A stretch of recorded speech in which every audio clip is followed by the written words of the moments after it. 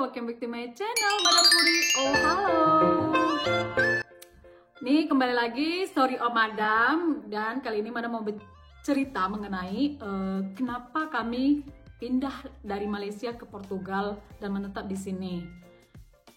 Jadi sebelum itu Madam mau cerita bahwasanya udah masuk musim dingin, tengok. Aduh, parah ya.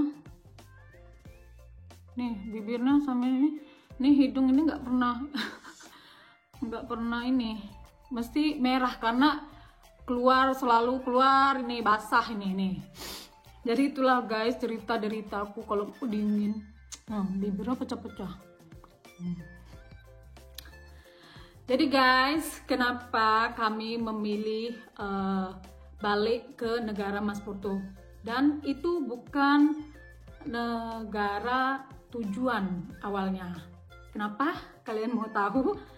Jadi gini, ceritanya kami udah Madam 5 tahun udah bersama di Malaysia dengan Mas Porto. Mas Porto pun demikian, sudah tahun kelima stay di Malaysia. Jadi kehidupan keuangan setelah belum menikah dengan sudah menikah itu kan berbeda. Perlu ada planning, perlu ada tujuan ke depannya itu gimana gitu kan. Apa kan bukan habis gaji uang gini habis itu poya-poya kan, enggak. Untuk masa depan, untuk hari tua kita itu gimana gitu. Sementara sudah ada anak gitulah. Mas Porto berpikir dan Madam juga berpikir. Jadi di tahun 2019 itu sebelum muncul-munculnya corona itu sebenarnya kami udah mau pulang di situ.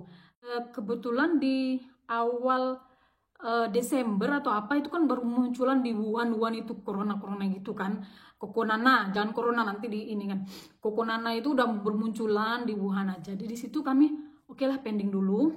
Jadi kita stop di ke next di 2020 akhirnya kami pulang.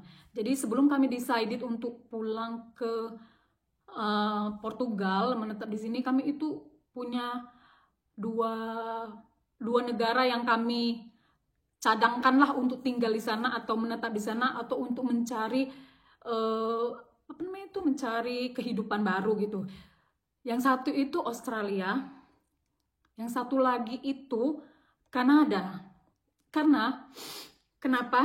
Karena di handphone Mas Porto, nggak tahu juga itu sama, itu selalu menyebut itu immigration atau ayolah datang, ayolah berkunjung atau stay di Kanada, selalu itu.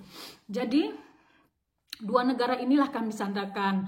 Karena Madam itu kan nggak bisa, dan sampai sekarang itu susah sekali bahasa Portugis, itu susah sekali kan, karena ada gini-gininya, ada gini ke bawah itu, aduh, Madam memang otaknya udah lemot lah ya kan, apalagi Keisha. Jadi untuk sekarang tuh Keisha tuh hanya tahu 3 bahasa, tapi belum begitu fasih, bahkan dia tuh lazy, males sekali untuk berbicara bahasa Portugis. Dia rasa dia malu atau apa kalau salah gitu kan. Oke, jadi kebetulan kan Kanada itu bahasa resmi mereka itu, yang Madam tahu itu bahasa resmi Kanada itu ada 2, yaitu yang mereka sahkan itu Inggris dengan bahasa Prancis yang mereka kuasai di sana lah. Jadi kan Inggris itu udah bahasa sehari-hari kami, walaupun Madam masih bahasa Inggris pasir ya kan. Yang penting Madam bisa Madam bisa komunikasi dengan Mas Porto tuh dengan jelas, dengan ini walaupun bahasa Inggris Madam itu bukan yang kayak internasional yang bisa segalanya, bukan. Madam tuh guna kadang apa ini kurang jelas tuh gunakan translate gunakan translate kalau mau ini apa ya kurang paham.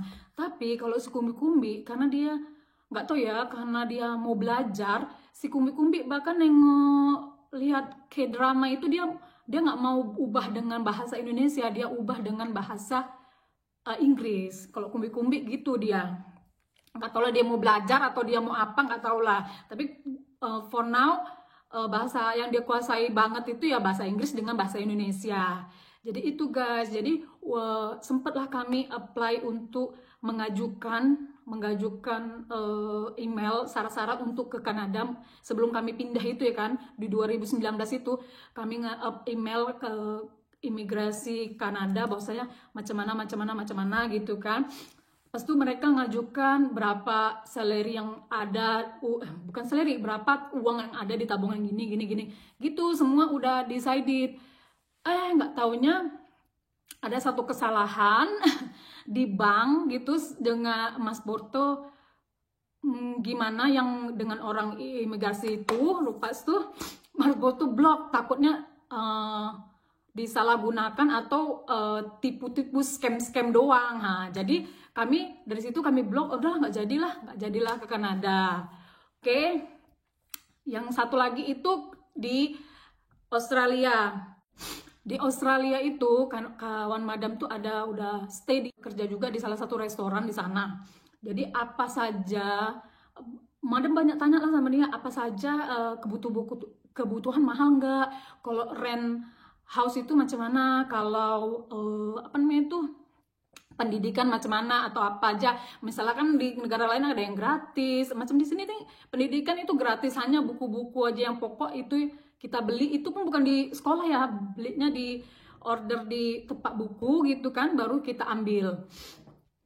Terus di Australia itu madam mungkinlah bisa, karena kan salah satu bahasa Australia itu kan Inggris juga, jadi gampang untuk kami, cuman beda aksen aja ya kan, kayak aksennya itu aksen Australia gimana sih, kayak gitulah, yang penting kami paham gitu kan. Jadi ternyata Australia itu amat sangat besar, kebutuhan hidupnya amat sangat besar untuk kami yang pemula. Kalau misalnya nggak ada tabungan yang besar gitu untuk pemula ke sana itu payah. Memang mungkin dibantu sama pemerintah di sana awal-awal, tapi gitulah yang memutuskan Mas Porto itu kayaknya Australia payah lah gitu. Bukan payah dalam arti untuk ekonomi yang kami ada itu memang jauh lah dari jangkauan. Jadi seperti itu guys. Jadi kenapa pindah dari Malaysia ke ini setelah 5 tahun Mas Porto bekerja di sana, itu karena Mas Porto itu nggak ada uang, apa bilangnya, Mas Porto itu kontrak dia itu kontrak lokal, dia nggak ada dapat gaji dari sini, yang mana biasanya orang luar itu dapat gaji dua negara, di sini dapat, di sana dapat gitu. Jadi nggak ada uang hari tua gitu, habis walaupun nominalnya besar, tapi gitu habis gitu. Jadi kalau di sini sama juga, nominalnya itu besar, cuman ya untuk bayar ini bayar itu ya kebutuhan besar juga gitu loh, kayak mana sih. Tapi untuk hari tua itu sudah pasti terjamin, karena kan mereka dipotong untuk hari tua gitu. Kalau di Malaysia Porto nggak ada potongan, cuman kami bayar teks lah, bahwasanya kami tinggal di sana. Seperti itu guys. Begitulah kami tadinya memutuskan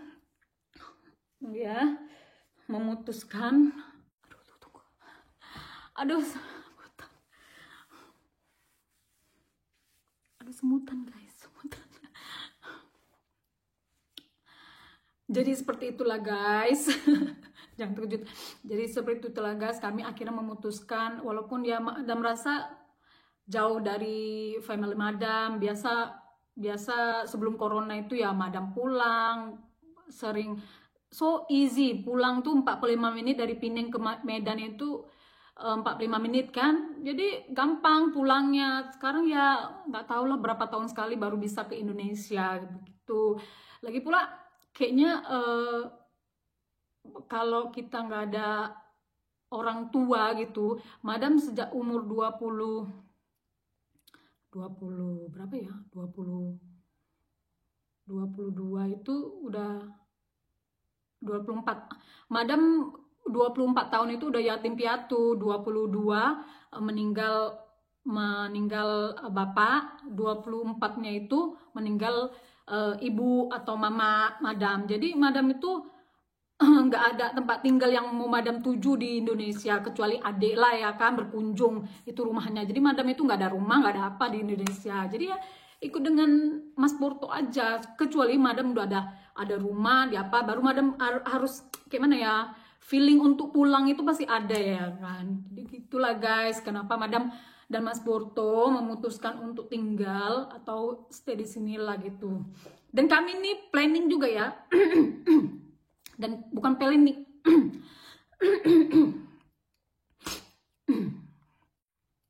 Dan belakangan ini bosnya Mas Porto asik ngajakin dia itu kerjeman.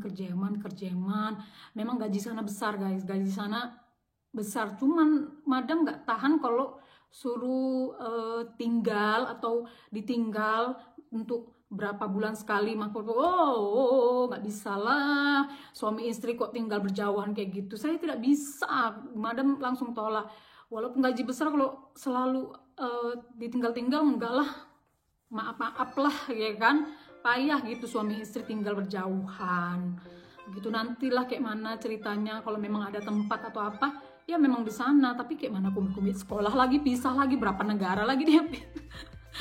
Jadi sekian lah guys, itu story of madam kali ini, kenapa kami pindah dan kenapa nggak menetap aja di Malaysia, kan enak, banyak makanan ini itu no. Tapi seperti itulah guys. Oke, sampai jumpa di story of madam yang lainnya, dan kalian jangan lupa subscribe dulu biar madam lebih aktif lagi cerita, kalau biar nggak males lagi ya kan. Ini udah dingin, cuman madam ini udah dingin guys. Oke lah, sampai jumpa di next